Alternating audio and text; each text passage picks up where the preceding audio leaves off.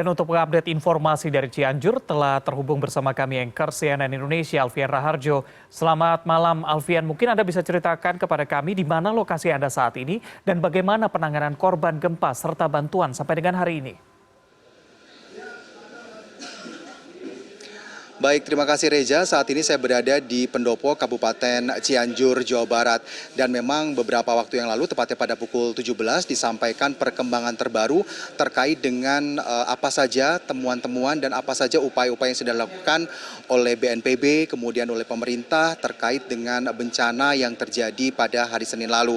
Dan untuk membahas lebih lanjut lagi, untuk mengeksplor lebih lanjut lagi terkait dengan temuan-temuan tersebut, saat ini saya sudah bersama dengan Bapak Ahmad Muhari, selaku pelaksana tugas Kepala Pusdatin dan juga Informasi Kebencanaan. Selamat malam Pak Ahmad. Abdul Muhari. Abdul Muhari. Selamat malam, Pak Mas. Abdul Muhari. Selamat malam. Ya. Pak Abdul, mungkin bisa disampaikan bahwa hari ini ada temuan begitu ya, ada satu korban longsor ditemukan atas nama Ibu Nining. Jika kemarin ditemukan 4 orang begitu dan hari ini kemarin 4 orang, 1 berhasil selamat.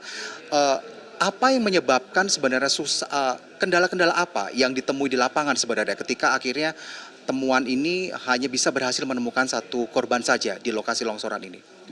Ya, sebenarnya kalau kita berbicara menemukan korban yang hilang itu tidak bisa kita sebut hanya 1 ya. Tapi memang yang menjadi kendala di lapangan itu adalah kondisi cuaca. Kondisi cuaca di mana kita tahu dari tengah hari kemarin dan hari ini tetap hujan turun dengan intensitas sedang hingga tinggi, sehingga ini yang menghalangi kemudian aksesibilitas atau kecepatan dari tim yang turun ke lapangan untuk bisa optimal melakukan pencarian.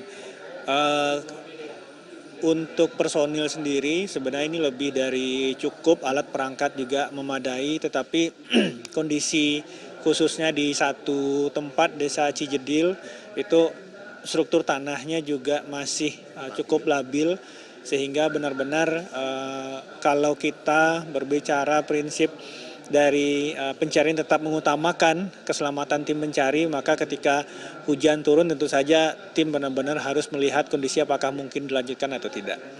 Ya. Jika memang kendala cuaca dan juga kendala bahwa tanah yang cukup labil ini menjadi kendala, apakah ada skema-skema tertentu nantinya upaya pencarian korban ini yang mungkin bisa dilakukan secara lebih efektif lagi sehingga lebih mempercepat lagi proses pencarian korban yang berjumlah sekitar 34 di kawasan Cijedil ini? Iya, sebenarnya bukan masalah alat perangkat personil, sekali lagi saya sebutkan, bukan masalah alat perangkat personil, tetapi cuaca. Kalau sudah bicara cuaca, kita tidak bisa memaksakan untuk tetap melakukan pencarian, tidak bisa. Jadi ini yang kita harus paham bahwa ketika cuaca hujan dengan kondisi tanah yang masih labil, ya mau tidak mau harus kita hentikan. Sampai kemudian tim merasa di lapangan cukup aman untuk melanjutkan, kemudian itu dilanjutkan.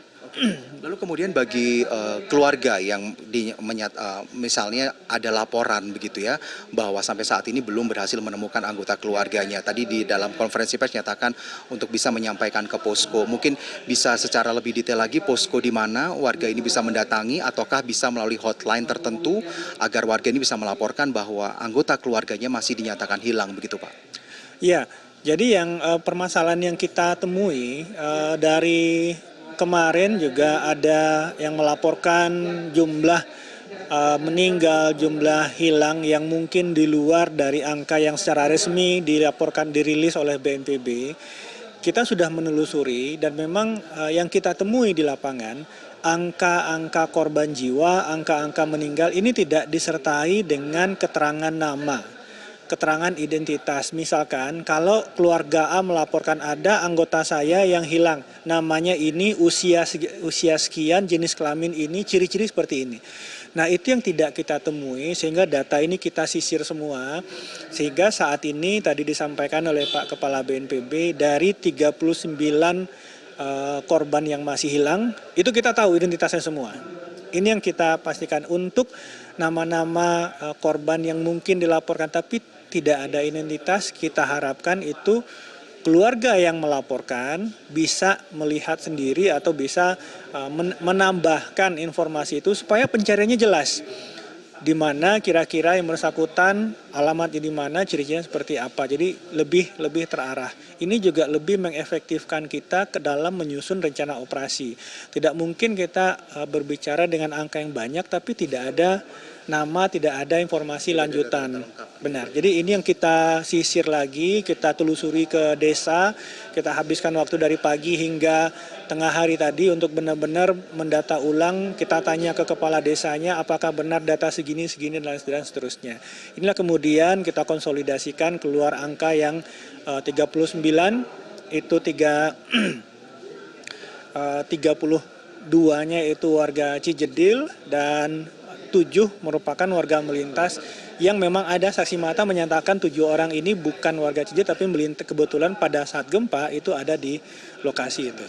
Ya. Ya, kembali lagi Pak, jika memang kendala cuaca ini menjadi halangan begitu dalam proses pencarian, apakah ada batas waktu nantinya yang akan ditentukan sampai kapan proses pencarian ini dihentikan? Tentu saja keluarga juga menginginkan agar proses ini cepat gitu untuk bisa menemukan mereka. Tapi kan karena kendala cuaca pasti menjadi kendala yang sangat berat begitu, apalagi hujan, tanah yang labil dan sebagainya. Ada batas waktu tertentu untuk proses pencarian ini, Pak? Ya, hingga saat ini Basarnas, TNI Polri belum menetapkan batas waktu itu.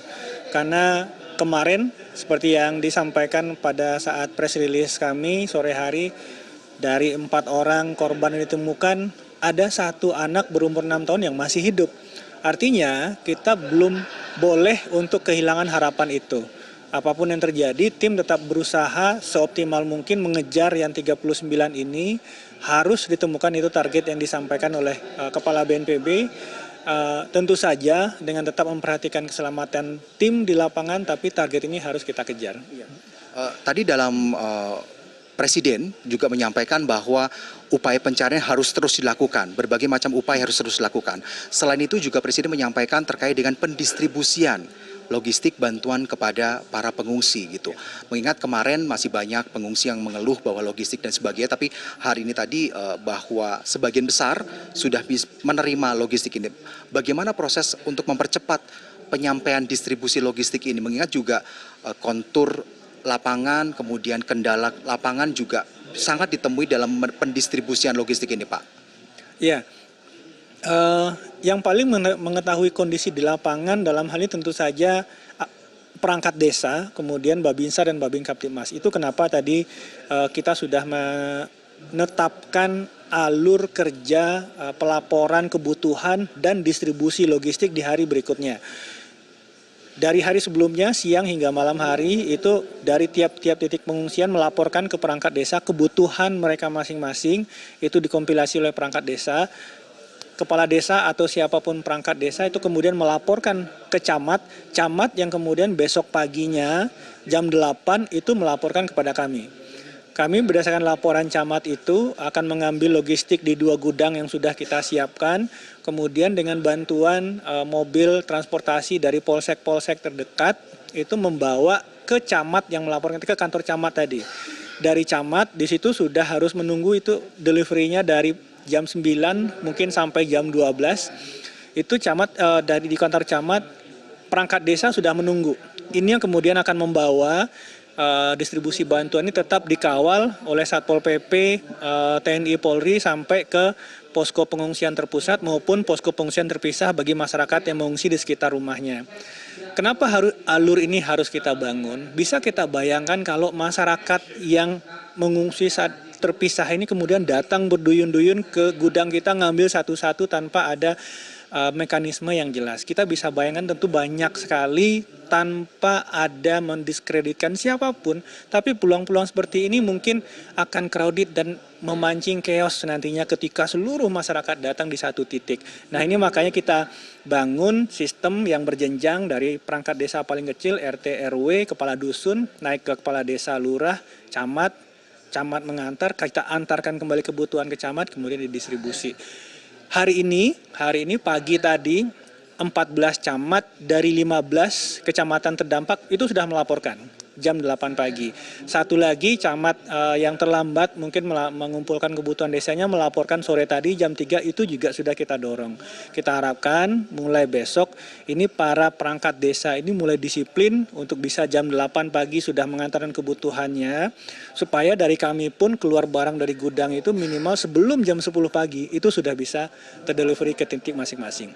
Proses pemantauannya bagaimana Pak? Sampai akhirnya bisa dipastikan bahwa perangkat-perangkat desa ini, camat-camat ini memang benar-benar menyampaikan bantuan logistik ini kepada para pengungsi Pak? Sekali lagi, proses dari keluar barang dari kami itu dikawal oleh TNI Polri dan Satpol PP. Jadi alat logistik ini pun dibawa ke titik-titik 15 kecamatan ini dengan mobil yang disediakan oleh polsek-polsek terdekat. Jadi kami rasa kalau sudah dikawal TNI Polri, Satpol PP, ya kita harus juga mendukung sama-sama, kita cross-check, kita evaluasi setiap hari, jika ada kendala kita perbaiki hari berikutnya. Dan sampai saat ini kan bantuan masih terus datang ya Pak ya, baik itu dari swasta, dari instansi pemerintah dan sebagainya, masih terus berdatangan. Terus pemantauannya bagaimana Pak? Apakah memang harus dikumpulkan pada satu titik tertentu sehingga bisa benar-benar terdistribusikan dengan baik?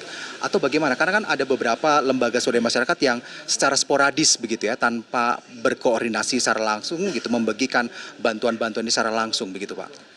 Ya, kita dari Posko mengharapkan seluruh bantuan masuk dan keluar itu satu pintu.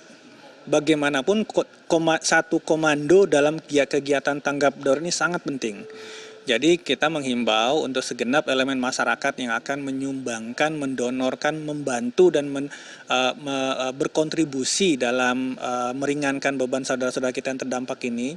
Posko kami ada di depan Pendopo Bupati, kita sekarang di Pendopo Bupati. Di sini juga seluruh kementerian lembaga juga ada di sini.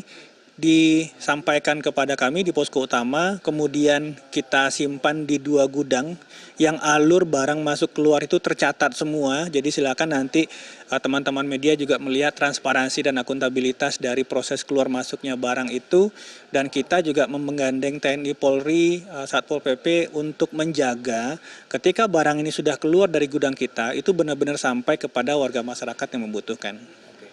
Baik, terima kasih banyak Pak Abdul Muhari atas wawancara kita pada malam hari ini. Semoga masyarakat yang menyaksikan hari ini bisa secara jelas gitu ya, jika ingin memberikan bantuan bisa langsung diberikan kepada posko yang ada di Pendopo Kabupaten Cianjur kali ini. Terima kasih Pak, selamat malam.